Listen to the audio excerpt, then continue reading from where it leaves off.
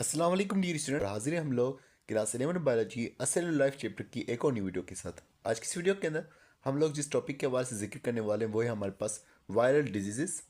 उसके अलावा भी हम लोग एनिमल वायरसेस और उनकी ट्रांसमिशन और सिम्टम्स के हवाले से भी डिस्कस करेंगे। तो आइए आज की इस वीडियो को शुरू करते हैं। सबसे पहले यहाँ पर जिस वायरल डिजीज़ के हवाले से लिखा हुआ है वो है हमारे पास हेपाटाइटिस। ये लिवर की इन्फ्लेमेशन होती है और इसको काज करने वाले कई सारे वायरसेस होते हैं, जिनके अंदर हमारे पास hepatitis A, hepatitis B, hepatitis C, hepatitis D और हेपेटाइटिस ई जो है वो शामिल होते हैं। अगर इस बीमारी की सिम्टम्स के बाद से बात करें तो बुखार आ सकता है, पेट में दर्द हो सकता है और उसके अलावा डार्क येलो यूरिन जो है हो सकता है। उसके अलावा फटीग हो सकती है, थकान हो सकती है, जॉइंटिस हो सकती है यानी कि पीलिया हो सकती है। उसके अलावा जोड़ों के अंदर दर्द और भूख का ना लगना ये इसकी अलामत हो सकती हैं। अगर हम इसके हवाले से बात करेंगे तो हेपेटाइटिस ए जो होता है वो फीकल ओरल कॉन्टेक्ट के वजह से फैलता है, यानी कि वेस्ट मैटर जो हमारी बॉडी का होगा ये उसके अंदर हेपेटाइटिस ए का जो वायरस है वो पनाह ले लेता है। तो इस तरह से फीकल ओरल कॉन्टेक्ट के जरिए से हेपेटाइटिस ए फैलने वाला है। बाकी अगर उसकी दूसरी किस्में जो होंगी बी, सी, डी और ई, वो वाले ब्लड के जरिए से फैलने वाले होते हैं। ब्लड के ज़रिए से या सेक्सुअल एक्टिविटीज़ के ज़रिए से बाकी की जो किस्में होंगी वो ट्रांसफ़र हो रही होंगी। अब अगर एक मदर है और उसी का ब्लड जो है वो बच्चों के अंदर जा रहा है तो मदर टू चाइल्ड जो है ये जा सकता है। और उसके अलावा अगर हम बात करेंगे दूसरा तो ब्लड ट्रांसफ्यूजन के ज़रिए से फैल सकता है, या एक इंसान के ब्लड में है और उसी में से नीडल जो है वो दूसरे इंसान को लगेगी तब भी ये जो है फैल सकता है। और इन्फेक्टेड पर्सन से सेक्सुअल एक्टिविटी के नतीजे में भी ये वायरस जो है आगे फैल सकता है। अब अगर हम इसकी प्रिवेंटेशन के बारे से बात करेंगे तो लिखा हुआ है कि हाथों को खाना खाने से पहले अच्छी तरह से धोया जाए, क्योंकि अगर हमारे हाथ ख़राब होंगे, फीसिस वगैरह के कांटेक्ट में अगर रहे होंगे तो उनके ज़रिए से वायरस जो है आगे फैल सकता है। तो सैनिटाइज़र का इस्तेमाल किया जाए, सॉप का इस्तेमाल किया जाए, क्योंकि सॉप के अंदर और सैनिटाइज़र के अंदर जो है वो बेस मौजूद होता है जो कि वायरस को कमज़ोर कर सकता है। उसके अलावा जैसे कि यहाँ पर जिक्र किया जा रहा है कि सेक्सुअल एक्टिविटी के ज़रिए से भी ये वायरस फैल सकता है, तो इन्फेक्टेड पर्सन से दूर रहने में ही जो है भलाई होगी। अब हम लोग एक और बीमारी के वास्ते जिक्र करते हैं जो कि है हर्ब्स। हर्ब्स में जो है पानी वाले दाने जो है बॉडी के अराउंड में हो सकते हैं। तो इसके हमारे पास जो वायरस होगा जो इस बीमारी को काज करने वाला होगा उसे हर्ब्स सिम्प्लेक्स वायरस जो है कहा जाएगा। अगर हम इसके बारे से बात करेंगे तो फीवर होगा। उसके अलावा ब्लिस्टर्स यानी कि पानी वाले दाने जो है वो माउथ के अराउंड में या सेक्सुअल ऑर्गन्स के अराउंड में मौजूद हो सकते हैं। उसके अलावा एक मामला ये भी हो सकता है कि पेनफुल सोर्स यानी कि छाले वगैरह भी पड़ सकते हैं जेनिटल रीजन में यानी कि सेक्सुअल ऑर्गन्स के पास में, और एनएस रीजन के पास में भी ये मौजूद हो सकते हैं छाले वगैरह। उसके अलावा पेशाब के वक्त में भी जलन जो है रहेगी और फ्लू और फीवर ये जैसे कि हमने कहा मामला तो रहेंगे। अब इसके फैलाव के बारे से बात करेंगे तो ब्लड के जरिए से ये वायरस फैल सकता है। तो अगर हमारी स्किन में कोई खरोच वगैरह भी लगी हुई है और वायरस जो है उनके ज़रिए से हमारी बॉडी में दाखिल हो सकता है। उसके अलावा अगर हम बात करेंगे तो सेक्सुअल एक्टिविटी के ज़रिए से फैल सकता है, माउथ के ज़रिए से या रिप्रोडक्टिव ऑर्गन के ज़रिए से या एनस के ज़रिए से। और उसके अलावा अगर सफाई नहीं है तब भी ये वायरस जो है आगे फैल सकता है। अब ट्रीटमेंट और प्रिवेंटेशन क्या रहेगी? ट्रीटमेंट के हवाले से लिखा हुआ है कि एंटीवायरल ड्रग्स जो है असरअंदाज हो सकती हैं और उसके अलावा गंदगी वगैरह उनके माहौल को अवॉइड करना जो है ये फ़ायदेमंद होगा। अब हम बात करते हैं पोलियोमाइलेट्स के हवाले से, जिसे आमतौर पर हम लोग जो है पोलियो कह रहे होते हैं। अब इसको काज करने वाला पोलियो वायरस जिसकी पाकिस्तान के अंदर वैक्सीनेशन भी हो रही होती है। अब इस बीमारी के अंदर ये जो पोलियो वायरस है ये हमारी नर्व्स को असरअंदाज करता है, हमारी मोटर नर्व्स को असरअंदाज करता है जो हमारी मूवमेंट के साथ जुड़ी होती हैं। तो क्योंकि हमारी मोटर नर्व्स असरअंदाज होगी, हमारे मसल्स मूव नहीं कर पाएंगे, तो इस वजह से पैरालिसिस हमें देखने को मिलेगी, खासतौर पर लोअर लिम्स यानी हमें टांगों में पैरालिसिस देखने को मिलेगी। उसके अलावा फीवर हो सकता है, रेस्पिरेटरी प्रॉब्लम्स भी हो सकती है, ब्रीदिंग के मसले भी हो सकते हैं। तो इस वजह से हमारे पास जो है सॉर थ्रोट भी हो सकता है, गले की खराश, सर में दर्द हो सकता है, बॉडी पेन हो सकता है, मसल्स में पेन रहेगा, टेटनी हमें देखने को मिलेगी, मसल्स की कॉन्ट्रैक्शन वगैरह जो है, मसल्स का खिंचाव जो है हमें देखने को मिलेगा। अगर हम इसकी ट्रांसमिशन के बारे से बात करेंगे तो ये भी जो है कंटेमिनेटेड वाटर या फूड के ज़रिए से जो है फैल सकता है, ख़राब पानी की वजह से या ख़राब खाने की वजह से फैल सकता है। तो फीकल ओरल कांटेक्ट के ज़रिए से, मुंह के ज़रिए से ये जा सकता है। मुंह के बाद जो है ये हमारे इंटेस्टाइन में चला जाता है जहाँ पर ये बढ़ता है और फिर उसके बाद ये हमारे ब्लड में चला जाता है। ब्लड के अंदर या हमारे लिम्फेटिक सिस्टम में चला जाएगा और उसके बाद ये हमारे नर्वस सिस्टम में दाखिल होता है। उसके अलावा इसके दाखिले का एक और रास्ता भी हो सकता है जो कि लीस्ट कॉमन होगा, वो नोज़ के ज़रिए से जो है आगे जा सकता है। नोज़ के ज़रिए से या जिसे हमने जिक्र किया माउथ के ज़रिए से, फीसिस के ज़रिए से जो है जा सकता है। तो ये लाइकम ज़्यादा होगा जहाँ पर पोर सैनिटेशन होगी, जहाँ पर इतनी ज़्यादा सफाई नहीं होगी, तो वायरस जो है हमारे इंटेस्टाइन में जाएगा और उसके बाद फिर ब्लड में या लिम्फेटिक सिस्टम में जाएगा और तकरीबन 7 से 14 डेज जो है वो हमारे ब्लड में रहता है, मौजूद रहता है और उसके बाद जो है हमारे नर्वस सिस्टम को ये असर करता है। अब इसके कंट्रोल के हवाले से या ट्रीटमेंट के हवाले से अगर हम बात करेंगे तो इस बीमारी को सिर्फ होने से पहले ही रोका जा सकता है। प्रोफाइलेटिकली, मतलब कि इन्फेक्शन नहीं हुआ उससे पहले वैक्सीनेशन हमने करा दी तो रोका जा सकता है। सफाई का माहौल जो है वो प्रॉपर होना चाहिए, प्रॉपर सैनिटरी कंडीशंस होनी चाहिए, तो इस तरह से ये बीमारी का फैलाव जो है वो रुकेगा। और आगे मज़ीद लिखा हुआ है कि जैसे कि डिसेबिलिटी तो करेगा, पैरालिसिस तो काज करेगा, लेकिन अगर इसको नहीं रोका गया तो ये जो है डेथ भी काज कर सकता है। अब एक प्लांट वायरस के हवाले से भी जिक्र किया जा रहा है जो कि है बेगोमो वायरस। और ये एक बीमारी काज करता है कॉटन प्लांट के अंदर, जिसे कॉटन लीफ कर्ल डिजीज कहा जा रहा है, जिसके अंदर जो लीफ होती है उनकी शक्ल जो है चेंज हो जाती, लीफ जो है वो मुड़ जाते हैं।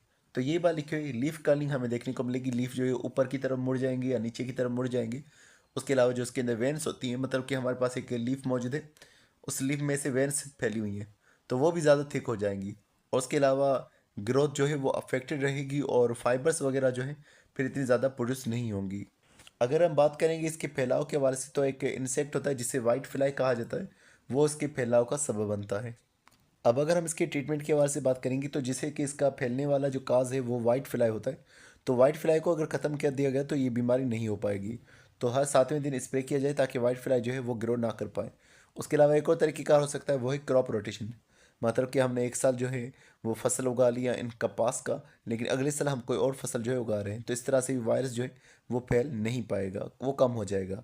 या फिर एक और तरीका किया जा सकता है कि जो इन्फेक्टेड प्लांट्स है उन्हें कट करके जला दिया जाए, तब भी जो है वायरस जो है टेम्परेचर की वजह से वो ख़राब हो जाएगा और फिर वो आगे बीमारी नहीं फैला पाएगा, वरना एक प्लांट जो अफेक्टेड होगा तो वो आगे भी इसको ट्रांसफ़र करता रहेगा। अब हम यहाँ पर मज़ीद एनिमल वायरसेस के हवाले से जिक्र करने वाले हैं, उनके ट्रांसमिशन के हवाले से जिक्र करने वाले हैं, उनके सिम्टम्स के हवाले से जिक्र करने वाले हैं। सबसे पहले जिस वायरस का यहाँ पर जिक्र किया जा रहा है वो है चिकनगुनिया वायरस। अगर हम चिकनगुनिया वायरस के हवाले से बात करते हैं तो इसके फैलाने का जो सबब बनता है वो होता है एडिस मॉस्किटो। एडिस मॉस्किटो एक किस्म होती है जो कि चिकनगुनिया को भी ट्रांसफ़र करने का काम करती है और डेंगू वायरस को भी ट्रांसफ़र करने का काम कर रही होती है। तो ये एडिस मॉस्किटो इंसानों में भी जो है इस वायरस को फैला सकता है, और इंसान के अलावा बाकी जो प्राइमेट्स होंगे, बंदर वगैरह, उनके अंदर भी ये बीमारी को फैला सकता है। अगर हम चिकनगुनिया वायरस के हवाले से बात करेंगे किस तरह से होगा, तो इसके अंदर आरएनए वायरस होगा जो कि सिंगल स्ट्रैंडेड होगा और पॉजिटिव सेंस होगा, यानी कि इसका single strand RNA direct message आने के तौर पर काम कर सकता है, ब्लड के जरिए से ही फैल रहा है। एक इंसान के ब्लड में अगर चिकनगुनिया वायरस आ गया, मॉस्किटो ने हमें बाइट किया, तो वो मॉस्किटो आगे फिर दूसरे इंसान में फैला लेगा। अब सिम्टम्स क्या रहेंगे? हेडेक रहेगा, मसल्स के अंदर और जॉइंट्स के अंदर जो है वो दर्द रहेगा, वॉमिटिंग आ सकती है, नोसिया हो सकता है, वॉमिटिंग का एहसास हमें रहेगा। उसके अलावा लिम्फ नोड जो होंगे वो भी स्वेलअप हो सकते हैं, और आइज़ जो हैं उनमें भी दर्द रहेगा। अगर हम बात करेंगे डेंगू वायरस की आवाज़ से तो इसे फैलाने वाला एडिस मॉस्किटो होगा, इंसानों में ये ट्रांसफ़र हो रहा होगा। अब ये वायरस भी जो है positive sense single strand RNA virus होगा, ब्लड के जरिए से फैल सकता है, वही सेम तरीके का।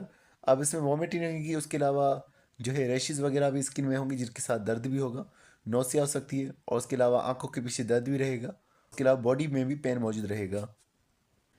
अब हम लोग एक और ख़तरनाक वायरस का जिक्र करते हैं जिसके होने से 25% से लेकर के 90% तक डेथ हो सकती है, और वो वायरस हमारे पास मौजूद है एबोला वायरस।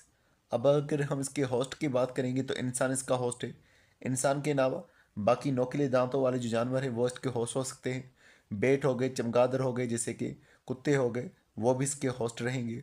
और उसके अलावा अगर हम बात करेंगे तो इंसान के अलावा बाकी जो प्राइमेट्स हैं वो भी इसके होस्ट हो सकते हैं, और इंसान अगर उनके कांटेक्ट में रहेगा तब इंसानों में भी फैल सकता है ये वायरस। उसके अलावा अगर हम इनके जीनोम के हवाले से बात करेंगे तो negative sense single standard RNA virus जो है मौजूद होगा, मतलब कि इनका जो आरएनए वायरस है वो मैसेंजर आरएनए के तौर पर काम नहीं करता। अब ये कैसे फैलेगा? अगर किसी एक इंसान में है तो उसके बॉडी फ्लूइड के जैसे फैल सकता है, वो चाहे उसका पसीना हो, उसका ब्लड हो, या फिर जो है उसकी उल्टी हो, तो इन तमाम चीज़ों से, उसके बॉडी फ्लूइड से ये वायरस फैल सकता है। अब ये जब वायरस होगा तो हेमर्जिक फीवर करेगा। हेमर्जिक फीवर का मतलब ये है कि बहुत ज़्यादा ब्लीडिंग होगी, बहुत ज़्यादा हाई फीवर रहेगा, और उसके अलावा ऑर्गन फेलियर भी हो सकता है। फिर हम बात करते हैं हेपेटाइटिस सी वायरस के हवाले से। इंसान के ब्लड से जो है आगे ये फैल सकता है। Positive sense single standard RNA इसके अंदर रहेगा।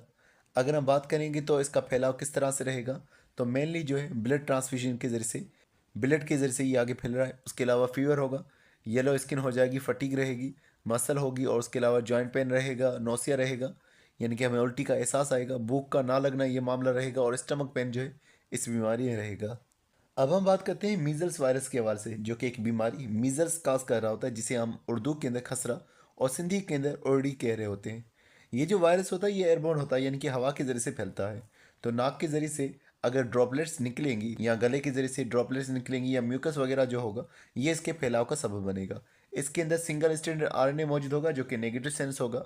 तो स्नीजिंग के ज़रिए से या कफिंग के ज़रिए से ये फैल सकता है। उसके अलावा अगर कोई सरफेस भी अगर कोई मौजूद है जहाँ पर वायरस मौजूद है और उसको हमने हाथ लगाया और मुंह को हमने हाथ लगा दिया, तो ये वायरस ऐसे भी फैल सकता है। अब इसके सिम्टम्स हमारे पास क्या रहेंगे? फीवर होगा, कफ होगी, रनी नोज होगा, उसके अलावा बॉडी रैशेज भी आना शुरू हो जाएंगे और उसके अलावा फिर दाने वगैरह भी निकलना शुरू हो सकते हैं। अगर हम कोरोना वायरस के हवाले से बात करेंगे तो इन्होंने लिखा हुआ है कि बेड्स के जरिए से फैलता है। हालांकि ये शुरू बेड के जरिए से इंसानों में ज़रूर आया था, लेकिन इस तरह से नहीं कि ये बेड के जरिए से ही फैले। ये एयरबोर्न वायरस होता है और नोज से निकलने वाली जो ड्रॉपलेट्स होंगी ये इसके फैलाव का सबब बन सकती हैं। यही बात लिखी हुई, एयरबोर्न ड्रॉपलेट्स जो होंगी जो स्नीजिंग या कफिंग के जरिए से एक इंसान से दूसरे में फैल सकती हैं। अब इसके अंदर आरएनए वायरस होगा, लेकिन positive sense single strand RNA virus होगा।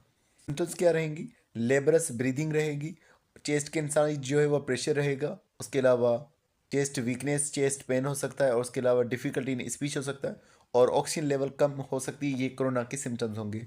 अब यहाँ पर एक छोटे से टॉपिक का जिक्र किया गया है, वो है हमारे पास economic losses due to viral diseases, यानी कि वायरस की वजह से, वायरस की बीमारी की वजह से हमारी इकोनॉमी को, हमारी मैशत को क्या क्या नुकसान जो है वो झेलने पड़ते हैं। लिखा हुआ है कि वायरल डिजीज का एक मामला ये रहेगा कि ये हमारे लिए नुकसान है, ये पूरी दुनिया की इकोनॉमी के लिए नुकसान होते हैं। अगर हम बात करेंगे तो ये एनिमल्स को भी नुकसान पहुंचाते हैं और प्लांट्स को भी नुकसान पहुंचाते हैं। तो इस तरह से जब ये प्लांट्स को लगते हैं तो एग्रीकल्चर प्रोडक्ट्स जो हैं वो डेवलप नहीं हो पाते, प्लांट्स खुद से ही जो है वो ग्रो नहीं करेंगे, तो हमें एग्रीकल्चर प्रोडक्ट्स में लॉस देखने को मिलेगा। ना सिर्फ एग्रीकल्चर प्रोडक्ट्स के अंदर, पर अगर ये एनिमल्स को नुकसान पहुंचाते हैं, एनिमल्स मर जाते हैं, तो एनिमल प्रोडक्ट्स के अंदर भी हमें कई सारा नुकसान देखने को मिलेगा। अगर हम पाकिस्तान की बात करें कि पाकिस्तान जो है एग्रीकल्चर के अंदर, खासतौर पर कॉटन प्रोडक्शन के अंदर जो है दुनिया के अंदर चौथे नंबर पे आता है। सबसे ज़्यादा यूएस होता है, उसके बाद ब्राज़ील और उज़्बेकिस्तान, फिर चौथे नंबर पर जो है पाकिस्तान आता है।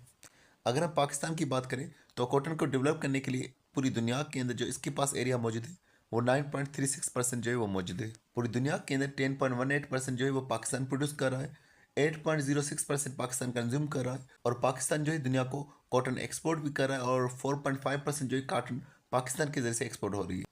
अब यहाँ पर एक वायरस का जिक्र किया जा रहा है जो कि हमारे पास कॉटन लीफ कर्ल वायरस, जो कि कॉटन प्लांट को नुकसान पहुंचाता है, एक बीमारी खास करके जिसे हम कॉटन लीफ कर्ल डिजीज कह रहे होते हैं। लिखा हुआ है कि 1992 से जो है इसके मसले हमारे पास चलते आ रहे हैं और अगर हम पाकिस्तान के हवाले से बात करेंगे, पाकिस्तान ने इस बीमारी की वजह से 50 से लेकर के 55 अरब रुपयों का जो है वो नुकसान किया हुआ है, क्योंकि हमारे प्लांट जो है वो अफेक्टेड हो जाते हैं और फिर फाइबर्स जो है एक्सपोर्ट भी नहीं हो पाएगी और ना ही फाइबर्स जो कंज्यूम हो पाएंगी मुल्क के अंदर, हमें बाहर से जो है लेनी पड़ेंगी, इंपोर्ट करनी पड़ेगी, जिस वजह से काफ़ी खर्चा जाएगा। तो पाकिस्तान को इनकी वजह से काफ़ी ज़्यादा नुकसान हुआ है। अब यहाँ पर एनिमल वायरसेस की बीमारी के वजह से भी जिक्र किया जा रहा है कि एक बीमारी है जिसे हम बर्ड फ्लू कह रहे होते हैं, जो कि पाकिस्तान में तकरीबन 2006 के अंदर जो है ज़ाहिर हुई थी। बर्ड फ्लू के अंदर इस तरह से होता है कि अगर एक मुर्गी जो है अफेक्ट हो जाती है तो उसके साथ रहने वाली बकाया तमाम मुर्गियाँ जो है वो भी इन्फेक्टेड हो जाती है, उनको भी बीमारी लग जाती है, फिर उनका जो है ब्रीदिंग वगैरह का प्रॉब्लम होता है, वो सारी फिर मर जाती हैं तकरीबन। और ये बर्ड्स से इंसानों में भी ये बीमारी लग सकती है। तो इसकी वजह से भी काफ़ी ज़्यादा नुकसान पाकिस्तान को झेलने पड़े हैं। लिखा हुआ है कि एक वक्त ऐसे आया था कि जब बीमारी बहुत ज़्यादा फैल गई थी तो तकरीबन 700 से लेकर के 800 मिलियन रुपयों का जो है नुकसान पाकिस्तान को झेलना पड़ गया था।